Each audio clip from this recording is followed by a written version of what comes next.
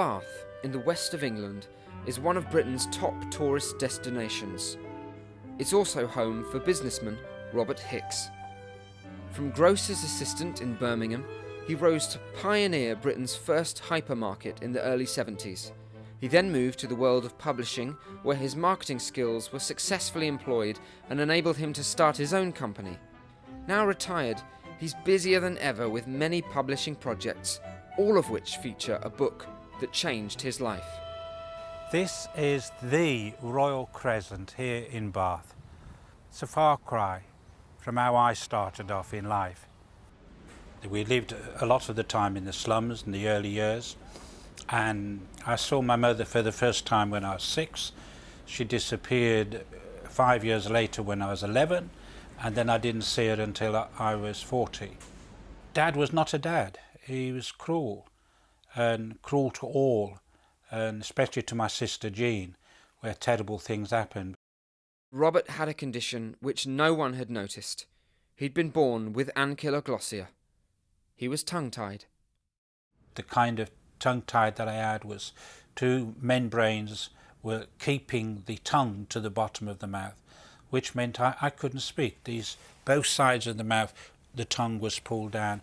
So I spoke something like this, where the tongue is not moving, but I'm using the throat to try and say some words, but it sounds very funny. And that's the way I used to speak. He was also dyslexic, a condition not recognised then. His teachers and schoolmates just thought that he was stupid and treated him as such. When I was 15, I became an errand boy at a local grocer's, the only job I could get. It was while I was there that a lovely lady called Mrs. Siddle would give me spelling lessons because I couldn't spell. Then one day she said, "Can I look inside your mouth?" And she said, "You poor boy, your problem is that you're tongue-tied, and you're badly tongue-tied at that." And she was a nurse in a previous occupation. A simple operation released Robert's tongue, but it was the surgeon's advice which was to change his life forever. He said, "Go and find a book." And he put the emphasis on a big book. Go and find a big book and copy it out word by word, pen and ink, until you finish it. Keep going at it, don't stop, put perseverance into it, and you'll find the words beginning to form in your mind. The only book Robert could find was a very old Bible. I began to copy out the Bible underneath the light of a candle. Slowly, as I began to write out the Bible, I began to discover a little bit about God. And it seemed to me, the more I read the Bible, the more God wanted to forgive, wanted to help, wanted to intervene.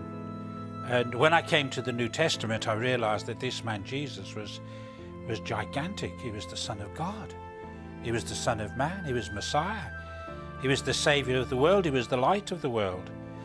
And slowly I began to say to myself, if God could take the world that was empty and without shape and could give it shape and could give it beauty, then he can do that to me. I think it was slowly through the Word, through the Bible, through the copying out the Bible, that I suddenly woke up one day and found myself a Christian.